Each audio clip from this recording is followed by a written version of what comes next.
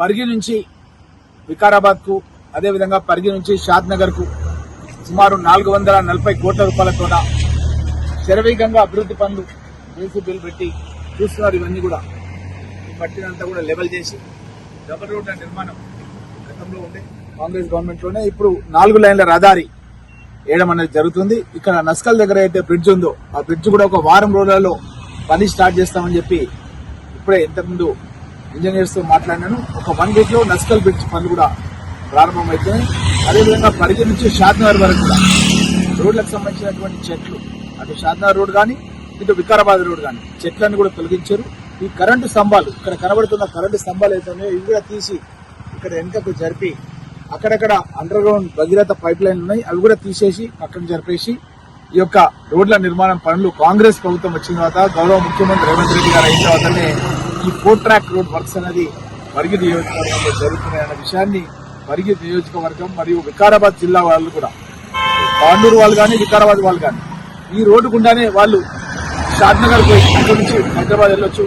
అదేవిధంగా పరిగి దాటిన తర్వాత సైదుపల్లి పరిసర ప్రాంతాల లోపల ఒక మంచి జంక్షన్ రాబోతుంది. ఆ జంక్షన్ నుంచి ఎవరైనా సరే ఔటర్ రింగ్ రోడ్ ఎలా అంటే కూడా ఒక మంచి రేడియల్ రోడ్ ఈ సైదుపల్లి నుంచి కేవలం 40 నిమిషాలనే ఔటర్ రింగ్ రోడ్ ఎక్కే విధంగా అధునాతనమైనటువంటి వరల్డ్ క్లాస్ రోడ్ గౌరవ ముఖ్యమంత్రి రేవంత్ రెడ్డి గారు శాంక్షన్ చేయడం జరిగింది. దానికి సంబంధించిన మార్కింగ్స్ కూడా అన్ని కూడా అయిపోయినాయి. ఈ రోడ్డు ఇండస్ట్రియల్ కారిడార్ బొమ్రాజ్పేట దగ్గర ఇండస్ట్రియల్ కారిడార్ లగచర్ల, గోలేపల్లి, అక్కింపేట ప్రాంతం లోపల వేల ఎకరాలలో ఇండస్ట్రీస్ ఏర్పాటు చేసి మన పరిగి వికారాబాద్ జిల్లాలో ఉన్న నిరుద్యోగ యువకులకు ఉద్యోగ అవకాశాలు కల్పించడం అనేది కృషి చేస్తారు. ఈ రోడ్డు కోజ్గికి టచ్ అవుతుంది కాబట్టి కోజ్గికి మన గండేడు మహమ్మదాబాద్ ప్రజలకు కూడా దగ్గర అవుతుంది. ఆ కోజ్గి రోడ్ ఎక్కుంటే వాళ్ళు మన పరిగి మీదకెళ్లి ఔటర్ రింగ్ రోడ్ కూడా వెళ్లే అవకాశం వస్తుంది. అదేవిధంగా లాల్పాడ్ నుంచి కూడా మనం అందరి చిట్టంపల్లి వరకు కూడా ఒక రోడ్డు డబుల్ రోడ్ కంకల్ వరకు చేసినాం. నెక్స్ట్ ఇప్పుడు కంకల్ నుంచి చిట్టంపల్లి వరకు కూడా చేయడం జరుగుతుంది. ఈ విధంగా మన పరిగి నియోజకవర్గంలో రోడ్లన్నీ కూడా అభివృద్ధి చెంది అదేవిధంగా ఒక రైల్వే లైన్ కూడా వికారాబాద్ నుంచి Naskal railway station, Parigi railway station, Kodangal, Narayanpet, Maktal వరకు రైల్వే లైన్ కూడా 450 కోట్ల రూపాయలు కాంగ్రెస్ ప్రభుత్వం రేవంత్ రెడ్డి గారు వచ్చిన తర్వాత బడ్జెట్ కేటాయించడం జరిగింది. కేబినెట్ లో మీటింగ్ పెట్టి భూసేకరణ అనేది జరుగుతుంది. భూసేకరణ జరగగానే రైల్వే వాళ్ళు టెండర్స్ పిలిచి దగ్గర 3,000 కోట్ల రూపాయల పనులు ప్రారంభించడం జరుగుతుంది. ఇక్కడే పక్కనే మన గుడిపల్లి పక్కనే మన పూడూరు గ్రామం దగ్గరనే నేవీ వాళ్ళు 3,000 కోట్ల రూపాయలతో చాలా పెద్ద లో ఫ్రీక్వెన్సీ రాడార్ స్టేషన్ సంబంధించినటువంటి వర్క్ స్టార్ట్ అయిపోయింది. అక్కడ బిహెచ్ఎల్, బీడీఎల్, ఆర్డినెన్స్ ఫ్యాక్టరీ ఎట్లయితే టౌన్షిప్ ఉంటుందో అక్కడ ఒక మంచి టౌన్షిప్ నిర్మాణం చేస్తున్నారు, ఒక ఇంటర్నేషనల్ స్కూల్ నిర్మాణం చేస్తున్నారు. ఈ విధంగా పరిగి నియోజకవర్గానికి పెద్ద ఎత్తున రోడ్స్ రాబోతున్నాయి. ఏదైతే రీజనల్ రింగ్ రోడ్ ఉందో అది కూడా మన రాకంచర్ల పరిసర ప్రాంతాలకి రీజనల్ రింగ్ రోడ్ కూడా రాబోతుంది.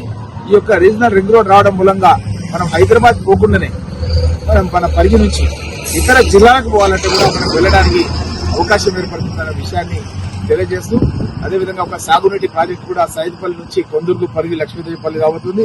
ఎక్కడ చూసినా సరే పరిగి నియోజకవర్గంలో అభివృద్ధికి సంబంధించిన కార్యక్రమాలు జరుగుతున్నాయి. ఈ రోజు ఉదయం మన ఏదైతే యంగ్ ఇండియా ఇంటిగ్రేటెడ్ స్కూల్ సంబంధించినటువంటి చీఫ్ ఇంజనీర్స్ వచ్చారు. మార్నింగ్ నేను సైట్ విజిట్ చేసినాను.